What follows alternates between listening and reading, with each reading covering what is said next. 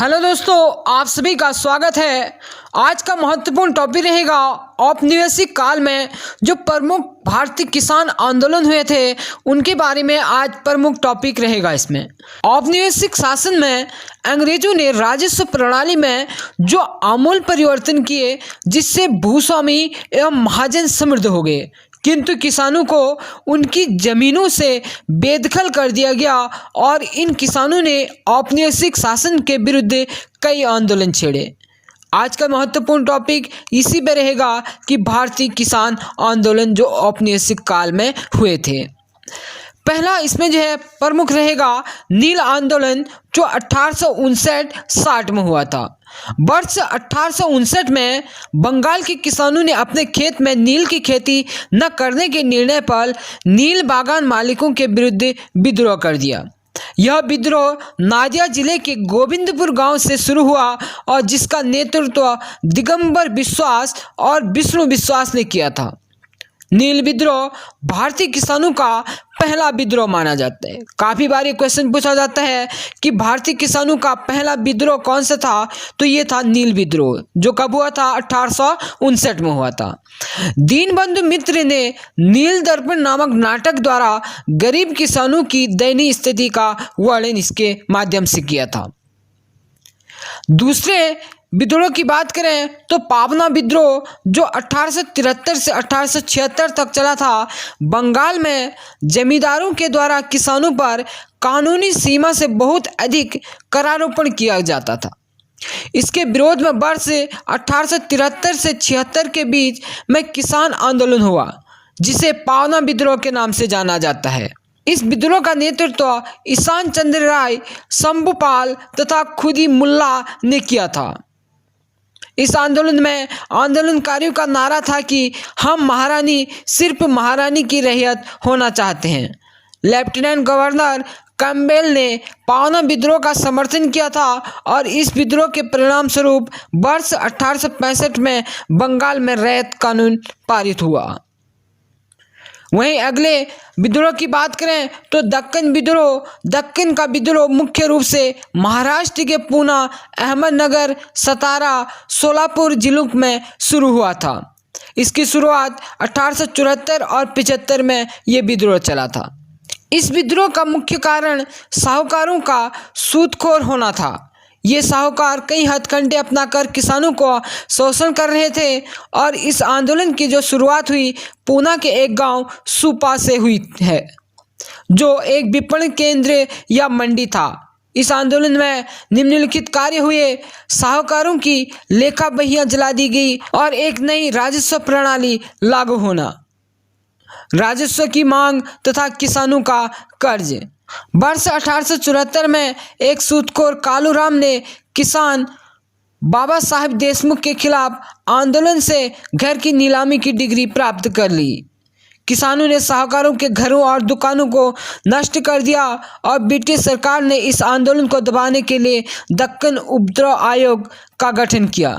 किसानों की स्थिति में सुधार हेतु तो 1876 में दक्कन कृषक राहत अधिनियम को पारित किया। अगले विद्रोह की बात करें तो मोपला विद्रोह जो प्रथम विद्रोह था। दो विद्रोह हुए थे। मोपला विद्रोह प्रथम विद्रोह हुआ था। यह विद्रोह 19वीं सदी में से शुरू होकर कई बार हुआ। मोपला मालाबार केरल तट के मुसलमान कृषक थे।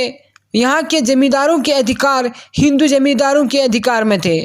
लगान की उच्च दर तथा नजराना एवं दमनकारी नीतियों इस विद्रोह के दो मुख्य कारण थे। वहीं मोपला विद्रोह दूसरे की बात करें तो चूंकि 19वीं शताब्दी के दौरान मोपलाओं के 22 विद्रोह हुए, किंतु असहयोग आंदोलन के दौरान एक बार पुनः इन्होंने आंदोलन आरंभ किया। खिलाफत आंदोलनकारियों ने भावी समतावादी मुस्लिम राष्ट्र के वायदे भी किए और 20 अगस्त 1921 को एरनाड तालुका के जिला मजिस्ट्रेट E.F. टॉमस द्वारा हत्यारों और धार्मिक गुरु स्थानीय नेता अली मुस्लियार की तलाश में छापा मारने की घटना ही विद्रोह का कारण बनी। वहीं अगले विद्रोह की बात करें, अवध किसान विद्रोह काफ़ी महत्वपूर्ण जो है और 1920 में ये घटना हुई थी। यह आंदोलन उत्तर प्रदेश में हुआ था। प्रथम विश्व युद्ध के दौरान तथा युद्ध के बाद भारत में औपनिवेशिक सरकार द्वारा तालुकेदार तथा जमींदारी प्रथा को प्रोत्साहन देने से उत्तर प्रदेश के किसानों की दशा सोचनी हो गई। इन्हें बेगार के लिए विवश किया जाता था और अवध के एक किसान आंदोलन का नेतृत्व बाबा रामचंद्र ने किया था। किसानों की मांग थी कि उनका लगान कम किया जाए, बेगार खत्म हो तथा जमींदारों का सामाजिक बहिष्कार किया जाए। कई स्थानों पर पंचायतों ने नाई धोबी बंद का फैसला भी कर दिया था। वर्ष 1920 में यहां अवध किसान सभा का गठन किया गया और असहयोग आंदोलन के दौरान इस सभा के लोगों ने भी आंदोलन में भाग लिया था। अगला विद्रोह की बात करें, काफ़ी महत्वपूर्ण जो रहेगा, एक आंदोलन 1921 में घटित हुआ था और यह उत्तर प्रदेश के उत्तरी जिलों हरदोई, बहराइच और सीतापुर में किसान एकजुट होकर आंदोलन पर उतर आए। इस आंदोलन के निम्न कारण थे। पहला कारण था कि लगान का अधिक होना, दूसरा बेगार प्रथा और तीसरा था जमींदारों द्वारा राजस्व वसूली में दमनकारी नीति अपनाना। इस आंदोलन में किसानों को प्रतीकात्मक धार्मिक रीति रिवाजों का पालन करने का निर्देश दिया जाता था। एक आंदोलन का नेतृत्व निचले तबके के किसान मदारी पासी एवं सहदेव ने किया था। वहीं बात करें काफ़ी महत्वपूर्ण जो है चंपारण आंदोलन 1917 की। बिहार के बेतिया, रामनगर, मधुबनी तथा आसपास के क्षेत्रों में 3 कटिया पद्धति प्रचलित थी। यहाँ के किसानों से अंग्रेज बागान मालिकों का करार था, जिसके द्वारा किसानों को अपनी कृषि क्षेत्रों में 3/20वें भाग में नील की खेती करनी होती थी। जब नील के बाजार में गिरावट आने लगी तब चंपारण क्षेत्र के भी कारखाने बंद होने लगे। परिणाम स्वरूप यहाँ विद्रोह हुए और इस आंदोलन में गांधी जी ने किसानों का नेतृत्व किया और इसी सत्याग्रह के दौरान रविंद्रनाथ टैगोर जी ने महात्मा गांधी का यानी कि गांधी जी को महात्मा की उपाधि दी थी। काफ़ी महत्वपूर्ण है, काफ़ी बार पूछा जाता है कि जो है रविंद्रनाथ टैगोर जी ने गांधी जी को महात्मा की उपाधि किस आंदोलन के दौरान दी थी, तो ये दी थी चंपारण सत्याग्रह आंदोलन के दौरान जो है। अगला है खेड़ा सत्याग्रह आंदोलन 1918। गुजरात के खेड़ी जिले में वर्ष 1918 के दौरान फसल नष्ट होने के बावजूद भू राजस्व राशि बढ़ा दी गई। इससे किसानों ने सरकार के विरुद्ध विद्रोह कर दिया और इस विद्रोह का नेतृत्व भी गांधी जी ने किया था। इसके साथ सरदार वल्लभ भाई पटेल भी सम्मिलित थे। अंततः औपनिवेशिक सरकार ने विरोध शांत करने के लिए एक गोपनीय दस्तावेज जारी किया कि लगान उसी से वसूला जाएगा जो लगान देने में समर्थ हो। साथ ही अगले आंदोलन की बात करें, जो प्रमुख किसान आंदोलन है बारदोली आंदोलन 1928 की। गुजरात के सूरत जिले के बारदोली का किसान आंदोलन स्वाधीनता आंदोलन के दौरान हुए किसान आंदोलन में से एक प्रमुख आंदोलन था।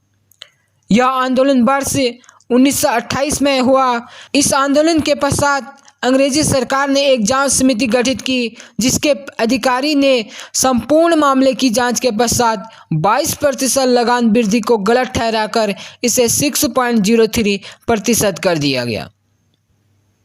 महत्वपूर्ण है तेलंगाना आंदोलन 1945 से 51 तक जो ये चला था। यह आंदोलन वर्ष 1946 में प्रारंभ हुआ और इसमें किसानों ने जमींदारों तथा निजाम के अधिकारियों के खिलाफ आंदोलन किया, जिसका नेतृत्व हैदराबाद की कम्युनिस्ट पार्टी और आंध्र महासभा ने किया। इसके नेतृत्वकर्ता रवि नारायण रेड्डी व पी सुंदरिया थे।